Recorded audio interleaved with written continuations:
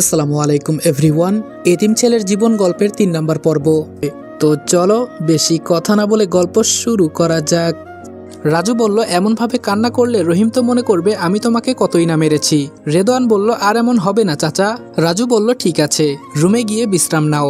রেদোয়ান যখন রুমে যাবে ঠিক সেই সময় মনে পড়ে রেদোয়ানের তো বই কেনা হয় নাই। তাই রুমে ঢুকতে গিয়েও আবার রাজু সাহেবের কাছে ফিরে আসে। রাজু বলল, কিছু বলবে কি?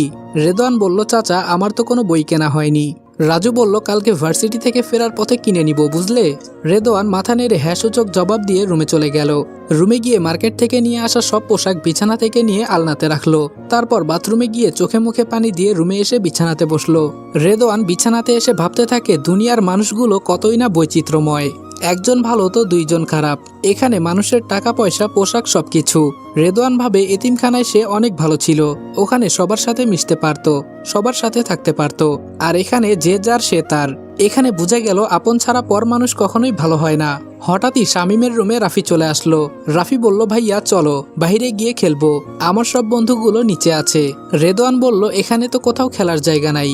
রাফি বলল, বাসার নিচে যে ফাঁকা জায়গা আছে সেখানে। রেদোয়ান আর কোনো কথা না বলে রাফি সহ নিচে চলে আসলো। এসে দেখে বাসার সামনে তেমন বড় জায়গা নেই, তবে ছোট বাচ্চাদের খেলা করার মতো উপযুক্ত জায়গা। গ্রামের ছেলে মেয়েগুলো কত বড় বড় মাঠে খেলা করে, আর শহরের ছেলে মেয়েগুলো ঘরবন্দি মোবাইল টিভি এসব নিয়ে থাকে। শহরে পা ফেলার জায়গা নাই, আর গ্রামে কত শত জায়গা। গ্রামের ছেলেরা যদি খেলাধুলা করতে চায় তাহলে মানুষের ক্ষেতের জমিতে গিয়েও খেলা করে, আর এখানকার ছেলেগুলো চাইলেও তা পারে না। রাফির সাথে রেদোয়ান ক্রিকেট খেললো। সন্ধ্যার দিকে খেলা শেষ করে ওরা বাসার ভেতরে চলে গেল। রেদোয়ান রুমে গিয়ে ফ্রেশ হয়ে অজু করে নামাজ আদায় করে নিল, আর সেই রুমে বসে মাদ্রাসায় যে বইগুলো পড়তো সেগুলো নিয়ে একটু পড়তে বসলো। রেদোয়ান রাতে আর রাজুর পরিবারের সাথে খেতে যায়নি। সে জানে সে যদি খেতে যায় তাহলে তারা আর কেউ খাবে না, তাই বুয়াকে বলে খাবারটা রুমে নিয়ে এসেছে। পরের দিন রাজু সাহেবের সাথে রেদোয়ান ভার্সিটিতে যায়। সেখানে গিয়ে সব ফর্মালিটি শেষ করে রেদোয়ানকে তার ক্লাসরুম চিনিয়ে দেয় এবং লাইব্রেরিতে নিয়ে গিয়ে বই কিনে দেয় রাজু। তারপর রেদোয়ানকে পুরো পথ চিনিয়ে দেয়, কিভাবে ভার্সিটিতে আসা যাওয়া করবে, কিভাবে কোন জিনিস চিনে রাখবে, যাতে করে রেদোয়ান কোনো কিছু ভুলে না যায়। তাই রাজু রেদোয়ানকে সবকিছু বলে দেয়। রেদোয়ানকে বাসায় নামিয়ে দিয়ে রাজু সাহেব তার অফিসে চলে যায়। রেদোয়ান বাসায় যাওয়ার পরে মোর্শেদা বেগম দেখে তার স্বামী রাজু নাই। তাই তিনি রেদোয়ানকে বলে, দেখো বাপু, তুমি আমাদের এখানে থাকতেছো, খাইতেছো, পড়তেছো, আমরা তোমাকে মানা করব না, কিন্তু এর বিনিময়ে তো আমাদের কিছু কাজ করে দিতে পারো। রেদোয়ান বলল, অবশ্যই চাচিমা। মোর্শেদা বলল, এই ছোট লোক এতিমের ছেলে, কিসের চাচিমা রে? আমাকে ম্যাডাম ডাকবি, আর আমার মেয়েকে ছোট ম্যাডাম ডাকবি, বুঝলি? মোর্শেদা বেগমের এই এতিম কথাটা শোনার পর রেদোয়ানের ভেতরে মনে হয় রক্তক্ষরণ হতে থাকে। না চাইতেও চোখ দিয়ে পানি চলে আসে। রেদোয়ান হাতের উল্টো পিঠ দিয়ে চোখের পানি মুছে বলে, ঠিক আছে ম্যাডাম, বলেন কি করতে হবে আমাকে। মোর্শেদা বলল, তোমার দ্বারা কোনো কাজ করিয়ে নিলে আবার আমার স্বামীকে বলে দিবে না তো? রেদোয়ান বলল, বলবো না ম্যাডাম। মোর্শেদা বলল, ওই যে বাথরুমে কাপড় দেখতেছ, যাও সবগুলা ধুয়ে ছাদে শুকাতে দিবে। রেদোয়ান আর কোনো কথা না বলে বাথরুমে গেল। বাথরুমে ঢুকে মনে হয় সারা বছরের কাপড় এতদিন মনে হয় ধয়নি রেদোয়ানের জন্য, মানে রেদোয়ানকে দিয়ে সব ধুয়ে নিবে আর কি। রেদোয়ান আর কোনো কথা না বলে কাপড় ধুতে থাকলো। এখনো বইগুলো ড্রয়িং রুমের সোফাতে পড়ে আছে, ঘরেও রাখতে পারে নাই। তার আগেই রেদোয়ানকে কাজ করতে লাগিয়ে দিল। আর এদিকে মা মেয়ে সাথী বলল, মামুনি তোমার মাথায় অনেক বুদ্ধি আছে। মোর্শেদা বলল, ওকে কয়েকদিনের মধ্যে বাসা ছাড়া করব, তুই শুধু দেখতে থাক। সাথী বলল, আমি তো তাই চাই মামুনি, আর এই এতিমের বাচ্চার কাছে পড়তে আমার ভালো লাগে না। মোর্শেদা বলল, কষ্ট করে কয়টা দিন সহ্য করো আম্মু, দেখবে নিজে নিজে চলে যাবে। এমন অত্যাচার শুরু করে দিব যা ভাবতেও পারবি না। ওরা হয়তো জানে না রেদোয়ান মাদ্রাসায় থাকা অবস্থায় সব কাজ করত। এসব তার কাছে কিছুই না। সব কাপড় ধুয়ে বালতিতে কাপড় নিয়ে ছাদে শুকাতে দেয়, কিন্তু হঠাৎ লক্ষ্য করে সাথীর জামা আর মোর্শেদা বেগমের কাপড় ধুতে গিয়ে ছিঁড়ে গেছে। তবুও ভয়ে ভয়ে কাপড় সব শুকাতে দিয়ে নিচে চলে আসে। মোর্শেদা বলল, এবারে একটু পুরা বাসা পানি আর পুরাতন কাপড় দিয়ে পরিষ্কার করো। রেদোয়ান বলল, বুঝলাম না ম্যাডাম। মোর্শেদা বলল, এটাই সমস্যা এতিমের বাচ্চাকে নিয়ে, কোনো কথাই বোঝে না। এই যে মেঝে দেখতেছিস, সবগুলো রুমের মেঝে পরিষ্কার করবি, বুঝেছিস? রেদোয়ান এবার বুঝতে পেরে বালতিতে করে পানি নিয়ে আসলো। তারপর সবার রুমে গিয়ে মেঝে ধুয়ে মুছে পরিষ্কার করলো। যখন সাথীর রুমে গেল তখন রেদোয়ান লক্ষ্য করে সাথী মোবাইলে খুব খারাপ ভিডিও দেখতেছে। রেদোয়ান যে রুমে ঢুকেছে সাথী তা বুঝতে পারে নাই। যখন রেদোয়ান হালকা কাশি দিল মাথা নিচু করে, তখন সাথী মোবাইল থেকে চোখ সরিয়ে রেদোয়ানকে দেখে। রেদোয়ানকে দেখে সাথী অনেকটা ভয় পেয়ে যায়। সাথী তখন কৌশল অবলম্বন করে। সাথী এসে রেদোয়ানকে জড়িয়ে ধরে।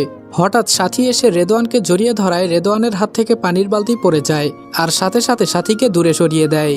রেদওয়ান বলল, ছি ছি, এগুলো কি করতেছেন ম্যাডাম, আপনি অনেক ছোট। সাথী বলল, কই কি করতেছি, তুইও মজা নে, আমাকেও মজা দে। রেদওয়ান বলল, ছি ম্যাডাম, আপনি এতটা খারাপ হবেন ভাবতেও পারি নাই। শোনেন ম্যাডাম, আপনি আপনার স্বামীর আমানত, সুতরাং নিজেকে সংযত রাখার চেষ্টা করুন। আর আপনি যদি রুম থেকে বের হন তো রুমটা পরিষ্কার করব আমি। সাথী বলল, এই এতিমের বাচ্চা, আমাকে জ্ঞান দিতে আসবি না। কাজ তো করতেছিস চাকরের মতো, তোকে কত বড় অফার দিলাম তাও গ্রহণ করলি না। শোন, এই কথা যদি বাসার কাউকে বলেছিস ঘাড় ধাক্কা দিয়ে বের করে দিব, এতিমের বাচ্চা কোথাকার। রেদওয়ান আর কোনো কথা না বলে রুম পরিষ্কার করতে থাকে, আর সাথী রুম থেকে বের হয়ে চলে যায়। তবুও সাথীর মনে একটা ভয় থেকে যায়, যদি রেদওয়ান তার আব্বুকে বলে দেয়। রেদওয়ান সেদিন সারাদিন কাজ করে, সাথীকে পড়াতে দেরি হয়ে যায়, তবুও পড়ায়। বিকালে রাফির সাথে খেলা করতেও পারে না। সন্ধ্যার আগে রেদওয়ানকে বাজার করার জন্য বাজারের ব্যাগ হাতে ধরিয়ে দেয়, কিন্তু রেদওয়ান বাজার চিনে না। তবুও রিক্সাওয়ালাকে বলে বাজারে চলে যায়, লিস্টে যা লেখা আছে সবকিছু কিনে আনে। বাসায় এসে দেখে মোর্শেদা বেগম এবং সাথী অনেক রেগে দাঁড়িয়ে আছে। রেদওয়ান বাজারের ব্যাগ আর সবকিছু বুঝিয়ে দেয়, কিন্তু 5 টাকা কম দেয় ফেরত। মানে বাজার করে যত টাকা বেঁচে গেছে তার থেকে 5 টাকা কম দেয়। মোর্শেদা বলল, আর 5 টাকা কোথায়? রেদওয়ান বলল, ম্যাডাম, এক গরিব মানুষকে দান করেছি। মোর্শেদা বলল, তোর বাবা টাকা রোজগার করে যে তুই দান করবি? তোকে কে দান করতে বলেছে সেটা বল। সাথী বলল, মামুনি, আমার তো মনে হয় চুরি করেছে। চুরি করে এখন দান করার কথা বলতেছে।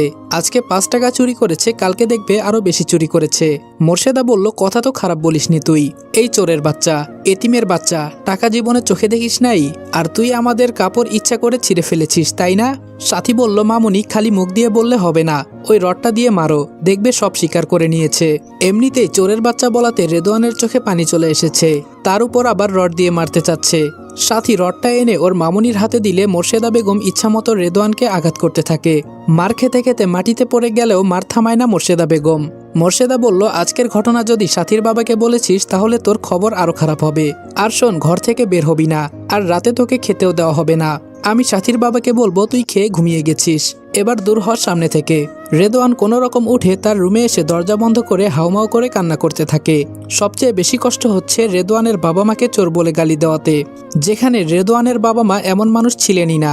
আজকে 5 টাকা দান করাতে রেদওয়ানের জন্য তার বাবা মাকে কত কথা শুনতে হলো। রেদওয়ানকে এমন করে মারা দেখে রাফিও কেঁদে ফেলেছে। রাফি তো মনে মনে বলছে, আল্লাহ ভাইয়াকে বাঁচাও।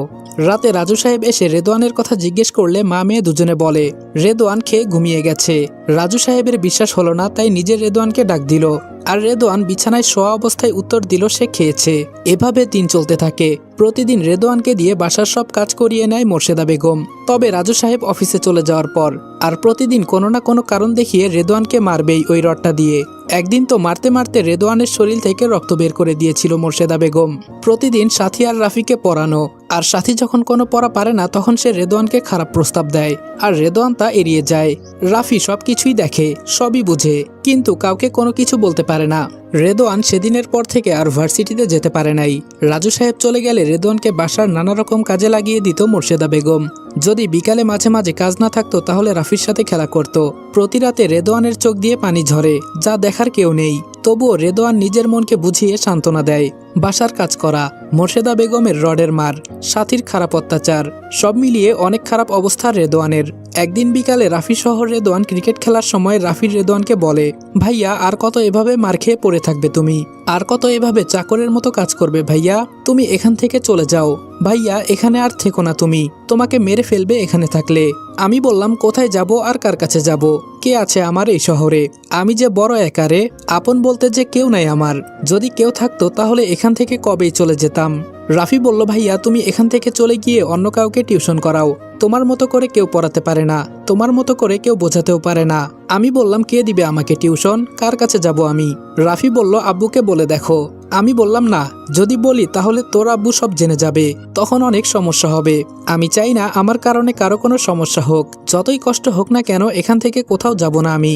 রাফি বলল, তুমি তো রিক্সা চালিয়েও তোমার খাবার খরচ রোজগার করতে পারো।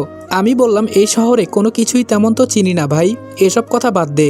আমার নসিবে উপরওয়ালা যা লিখে রেখেছে তাই হবে, আমি চাইলেও তা পরিবর্তন করতে পারবো না, কারণ আল্লাহ তাআলা উপর থেকে সবকিছু ঠিক করে দিয়েছে। এখন চল খেলি। যাই হোক, আমার মনের কষ্ট বোঝার মতো ছোট্ট এই রাফি তো আছে। এত কষ্ট যা বলে বোঝাতে পারি না আমি, আর আমাকে বোঝার মতো কেউ নেই। যাদের আপন মনে করি তারাই কষ্ট দিয়ে দূরে ঠেলে দেয়।